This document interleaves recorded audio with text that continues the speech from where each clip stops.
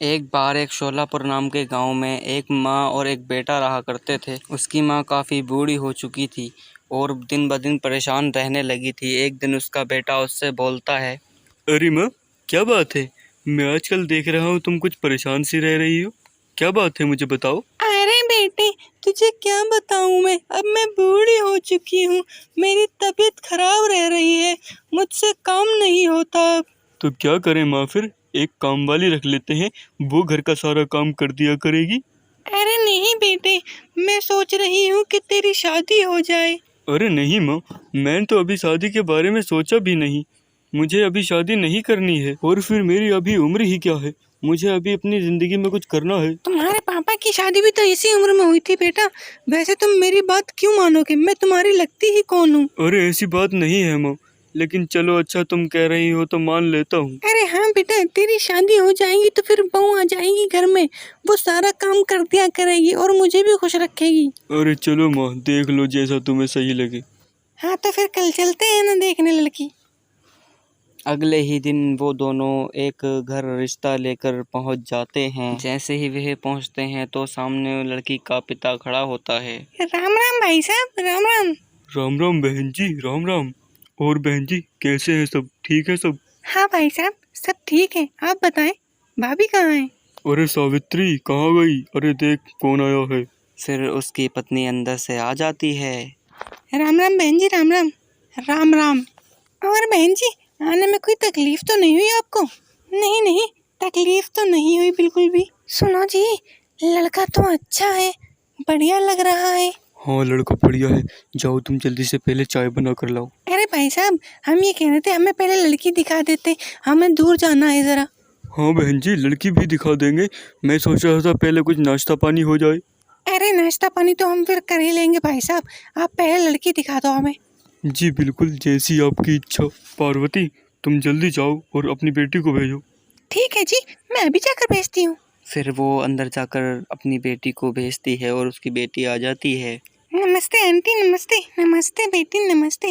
भाई साहब, आपकी लड़की तो बहुत ही खूबसूरत है, हमें पसंद है, हम ये रिश्ता मंजूर समझे। फिर उन्हें लड़की पसंद आ जाती है और उनका रिश्ता पक्का हो जाता है। कुछ दिनों बाद ही उन दोनों की शादी भी हो जाती है। शादी होने के बाद दुल्हन बड़े ही अफसोस में खड़ी होती है।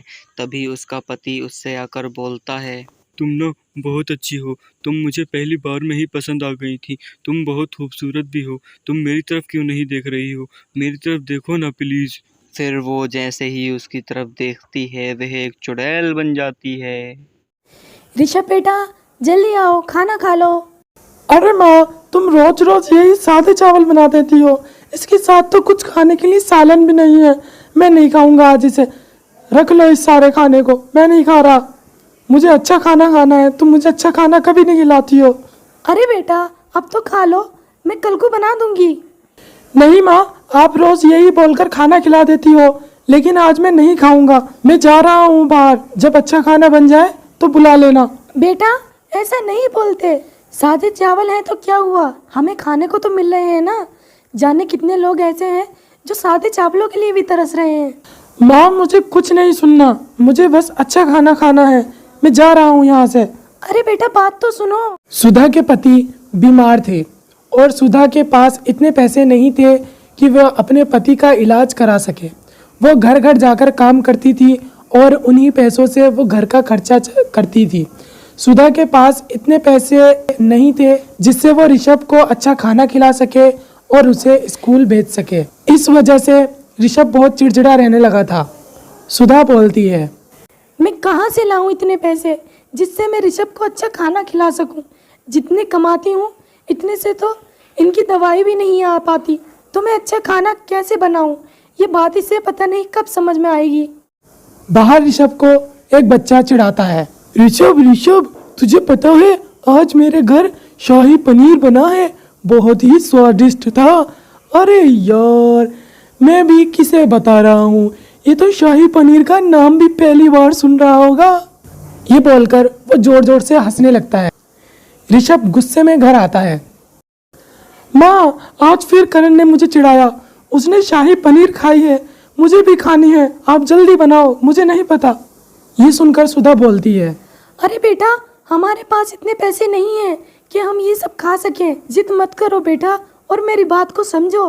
नहीं माँ, मुझे कुछ नहीं पता। आप कैसी भी करो, लेकिन मुझे शाही पनीर ही खाना है। अगर तुमने नहीं खिलाया तो मैं कभी खाना नहीं खाऊंगा। अरे बेटा, ऐसा मत करो, मेरी मजबूरी को समझो। सुधा उसे बहुत समझाती है, मगर वो अपनी माँ की एक नहीं सुनता और अपनी जिद पर अड़ा रहता है। तभी एक बूढ़ी अम्मा उसके दरवाजे पर आती हैं और बोलती हैं, अरे बेटी, कुछ खाने को दे दो, मैंने 2 दिन से कुछ नहीं खाया है। जी अम्मा, आप अंदर आओ, मैं आपको खाने को देती हूँ।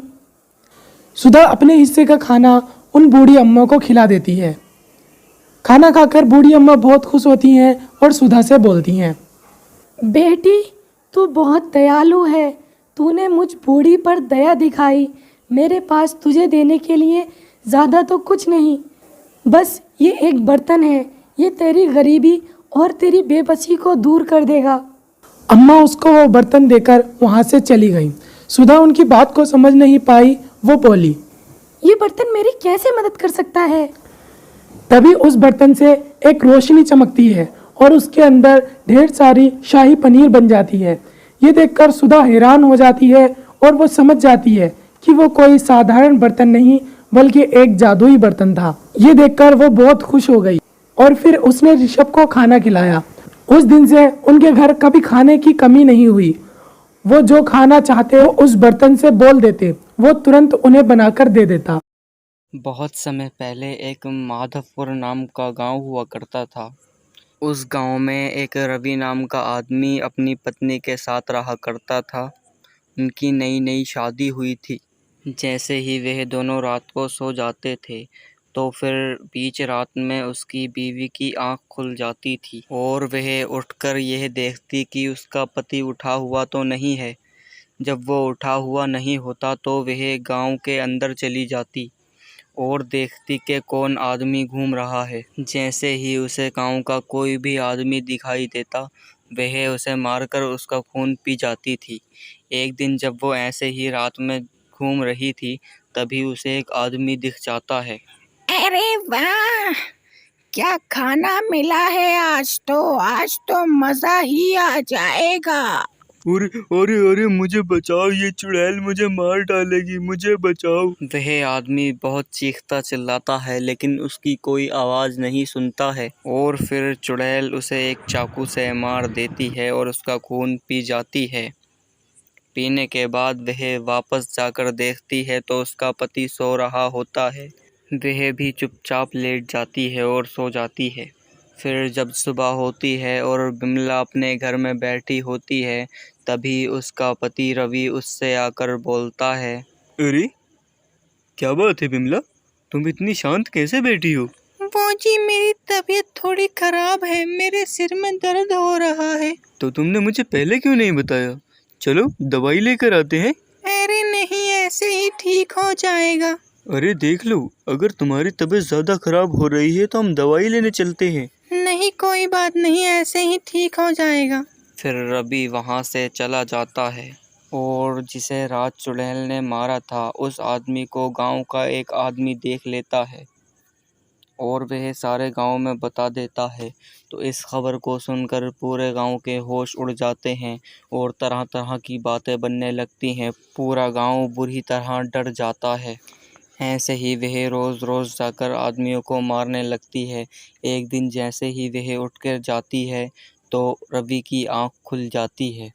वह भी उसका पीछा करने लगता है। वह जहाँ जहाँ जा रही थी रवि उसके पीछे पीछे जा रहा था। तभी वह गांव के बाहर एक भूतिया हवेली थी, उधर जा रही थी। रवि भी उसके पीछे पीछे जा रहा था। तभी वहां रवि को एक तांत्रिक मिल जाता है और वह उसे देखकर बोलता है, अरे बच्चा, ये तुम्हारी बीवी है क्या? तुम टेंशन मत लो, मैं इसे अभी बिल्कुल ठीक कर दूंगा। तुम बताओ, क्या मैं सही करूं इसे? हाँ हाँ तांत्रिक जी, तुम ठीक कर दो इसे, तुम्हारी बड़ी मेहरबानी होगी। फिर जैसे ही चुड़ैल थोड़ी और आगे चलती है तांत्रिक और रवि दोनों उसके पीछे आ जाते हैं। तो चुड़ैल उन्हें देख लेती है और बोलती है, अरे वाह, आज तो मैं इन दोनों का खून पीऊंगी। आज तो तांत्रिक तेरा भी खून पीऊंगी। बहुत दिन हो गए किसी को खाए हुए। वह इतना बोल ही रही होती है कि तभी तांत्रिक उसके अपनी छड़ी जैसे ही मारता है, वह तभी एकदम से 3 सिरों वाली चुड़ैल बन जाती है। बहुत समय पहले एक गांव में एक राजू नाम का आदमी अपनी पत्नी सावित्री के साथ रहा करता था। उनकी शादी काफ़ी टाइम पहले हो चुकी थी, लेकिन वह बहुत ज़्यादा गरीब थे। गरीब होने के कारण उन्हें कई सारी मुसीबतों का सामना भी करना पड़ता था। एक दिन राजू की पत्नी सावित्री राजू से बोलती है, सुनो जी, अब घर में पैसे खत्म हो गए हैं। अब तुम कोई काम धंधा ही देख लो। हाँ, मैं अभी जाता हूँ और जाकर कहीं कोई काम धंधा देखता हूँ। हाँ जी, क्या करें, अब काम भी तो करना पड़ेगा, नहीं तो खाना कहाँ से खाएंगे हम। आप जाओ, संभाल कर जाना। हाँ सावित्री, तुम सही कह रही हो, मुझे काम देखने जाना चाहिए। मैं अभी जाता हूँ।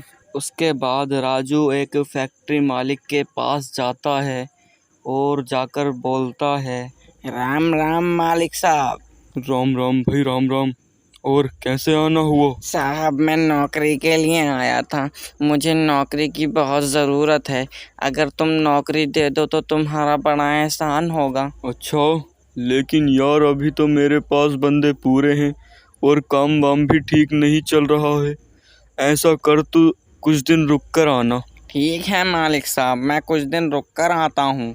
फिर वह वापस अपने घर आ जाता है और फिर वह 15 दिन के बाद फिर दोबारा उस मालिक के पास जाता है। राम राम मालिक साहब।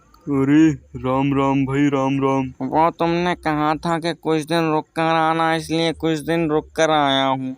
अब तो हो गया होगा कोई जुगाड़। अरे यार क्या बताऊं तुझे, जब से मैंने तुझसे कहा है उसके बाद तो काम बिल्कुल ही बंद हो गया है। पहले तो थोड़ा थोड़ा काम चल रहा था, लेकिन जिस दिन से मैंने तुझसे कहा है उस दिन से तो काम बिल्कुल ही बंद है।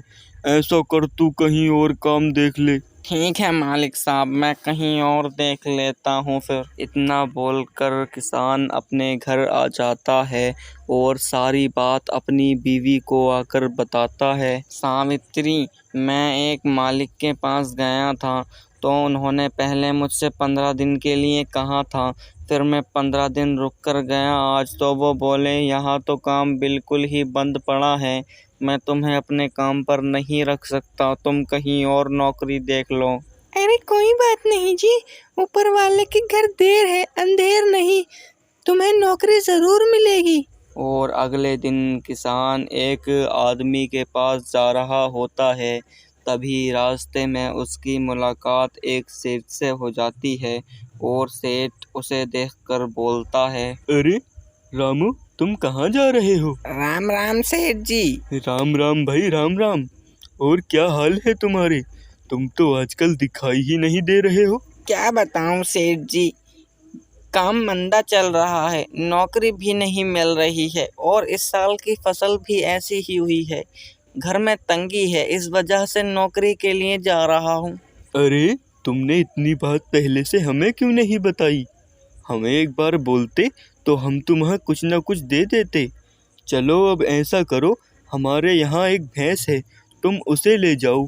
अरे नहीं सेठ जी, मैं भैंस नहीं ले सकता, मेरे पास पैसे नहीं हैं। अरे तो क्या हुआ, तुम सिर्फ अभी भैंस ले जाओ, जैसे जैसे तुम्हारे पास पैसे होते रहें तुम मुझे पैसे देते रहना। फिर किसान सोचता है, अरे यार, सेठ जी तो सही कह रहे हैं। दूध बेच बेच के जैसे पैसे इकट्ठे होंगे, मैं सेठ जी को पैसे दे दूंगा। चलो सेठ जी, जब तुम कह रहे हो तो मैं तुम्हारी बात मान लेता हूँ। फिर किसान उस भैंस को लेकर आ रहा होता है। आते आते रास्ते में उसे रात हो जाती है। वह जैसे ही थोड़ी आगे चलता है उसे एक डरावनी आवाज़ आती है। वह आवाज़ सुनकर वहीं रुक जाता है। राघव भैंस लेकर जंगल के रास्ते से अपने गांव लौट रहा था। उसी जंगल में 4 डाकू रहा करते थे। वो जो भी उस जंगल से जाता उन सब का सामान लूट लिया करते थे। इस बार उनकी नज़र राघव पर पड़ी। उन्होंने देखा कि राघव एक मोटी तगड़ी भैंस लेकर जा रहा था। लेकिन इस वक्त उनके पास ना ही तो कोई बंदूक थी और ना ही कोई हथियार जिससे वो उसे डराकर उससे भैंस छीन सकें। वो चारों सोचते हैं कि अब कुछ दिमाग लगाकर ही इससे ये भैंस छीननी होगी। तभी उनमें से एक डाकू बोलता है, अरे भाई, हमारे पास तो कोई हथियार भी नहीं है, अब इससे भैंस कैसे छीने? अब तो अपनी अकल का इस्तेमाल करना पड़ेगा। हाँ भाई, मेरे पास एक आइडिया है जिससे हम इसकी भैंस ले सकते हैं। क्या आइडिया है भाई, जल्दी बताओ। हम लोग जगह जगह खड़े हो जाते हैं और बारी बारी से इसके सामने एक एक करके आएंगे और इससे बोलेंगे कि इस कुत्ते को कहाँ लेके जा रहे हो। वो एक की बात नहीं मानेगा, दो की बात नहीं मानेगा, लेकिन जब जगह जगह उसको 4 लोग मिलेंगे तो वो ये समझेगा कि मेरे साथ ये कुत्ता ही है। उसे लगेगा कि मुझको ही ये भैंस दिख रही है। इस तरह वो अपनी भैंस छोड़ देगा और हम उस भैंस को ले लेंगे। उसका ये उपाय सबको बहुत पसंद आता है और वो जगह जगह जाकर खड़े हो जाते हैं। एक डाकू उसके सामने आता है। अरे भाई, ये कुत्ता कहाँ लेके जा रहे हो? अरे, तुमको ये कुत्ता दिखता है? भैंस है ये भैंस, मैं शहर से ला रहा हूँ इसको। क्या भाई, भैंस? अरे तुम पागल तो नहीं हो गए? ये भैंस किधर से दिख रही है तुमको? ये एक कुत्ता है, कुत्ता।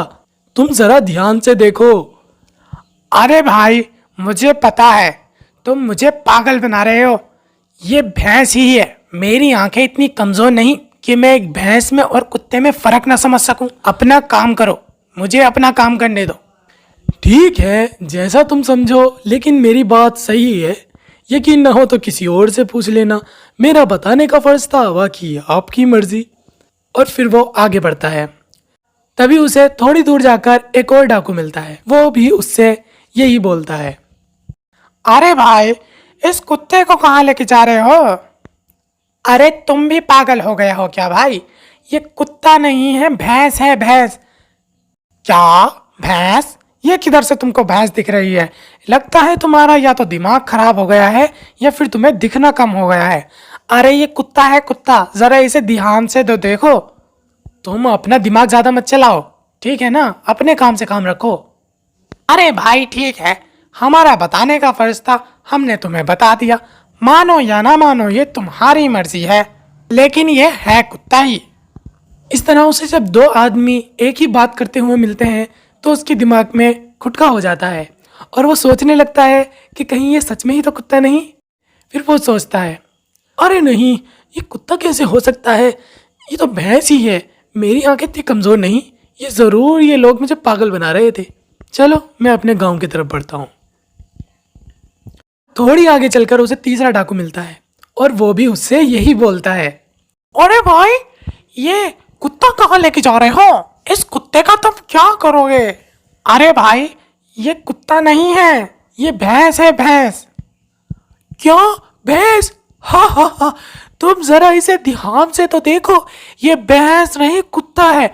लगता है या तो तुम्हारा दिमाग खराब हो गया है या फिर तुम पागल हो गए हो। अरे मेरा कोई दिमाग खराब नहीं हुआ है, मुझे तो तुम्हारा दिमाग खराब लगता है। इतनी बड़ी भैंस तुमको कुत्ता दिख रही है।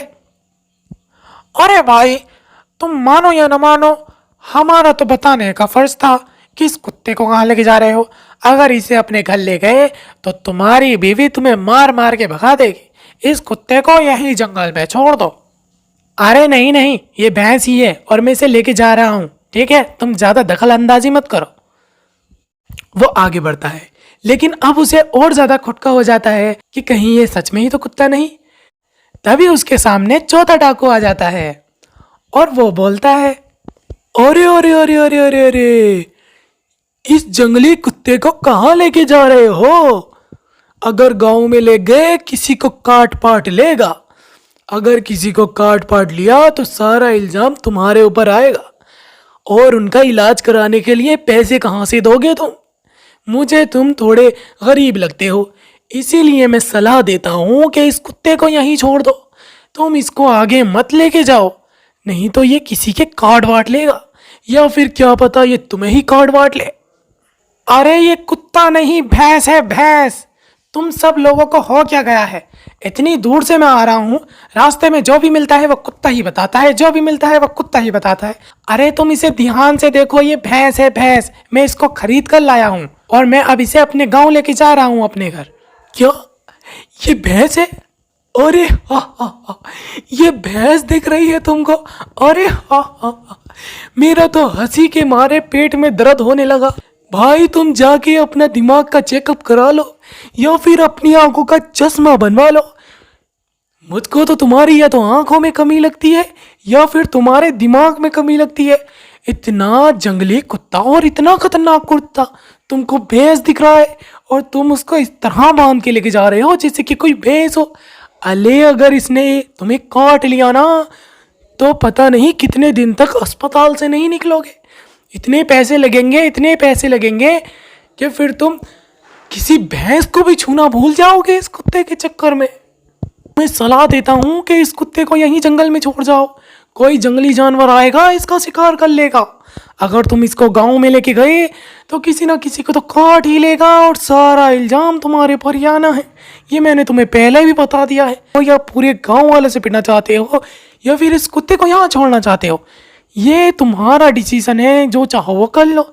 हमारा बताने का फर्ज था, हमने भाई समझ के तुम्हें बता दिया। उसकी इतनी सारी बातें सुनकर आदित्य का दिमाग चकरा जाता है और वो सोचने लगता है कि ये सच में ही कुत्ता है, क्योंकि उसे लगातार 4 लोगों ने इस बात पर टोका और उन सब ने एक ही बात पर टोका था। इसीलिए अब वो खुद को ही गलत समझने लगा था। औरों की बातें में आकर वो अब अपनी आंखों का देखा नहीं मान रहा था और वो समझ गया था कि ये एक कुत्ता है। फिर वो उस डाकू से बोलता है, अरे भाई लगता है तुम ठीक ही कह रहे हो, दिमाग एक जने का खराब हो सकता है, लेकिन यहाँ तो लगातार 4 लोगों ने मुझे इसी बात पर टोका है। मुझे तो लगता है दिमाग मेरा ही खराब हो गया है, मैं ही अकेला हूँ जिसको ये भैंस दिख रही है। तुम्हारी बात मानता हूँ मैं, तुम बहुत अच्छी बातें करते हो और तुमने मेरी भलाई के लिए मुझे ये सब बताया। अब मैं इस कुत्ते को यहीं छोड़ दूंगा, मैं इसे आगे नहीं लेके जाऊंगा। एक तो मेरे पास पैसे नहीं हैं, ऊपर से अगर किसी को काट वाट लिया तो मेरे तो लेने के देने पड़ जाएंगे। एक तो मेरे पैसे खुद डूब गए, उसने भैंस बताकर कुत्ता थमा दिया। अरे हाँ भाई, तुमने अब सही डिसीजन लिया ना लिया, इस कुत्ते को यहीं छोड़ो और तुम चले जाओ। हाँ भाई तुम ठीक कह रहे हो, मैं इस कुत्ते को यहीं छोड़ के चले जाता हूँ। और फिर वो उस भैंस को वहीं छोड़कर आगे बढ़ जाता है।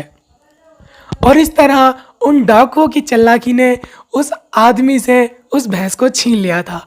वो डाकू बहुत खुश होते हैं और उस भैंस को लेकर वहाँ से चले जाते हैं।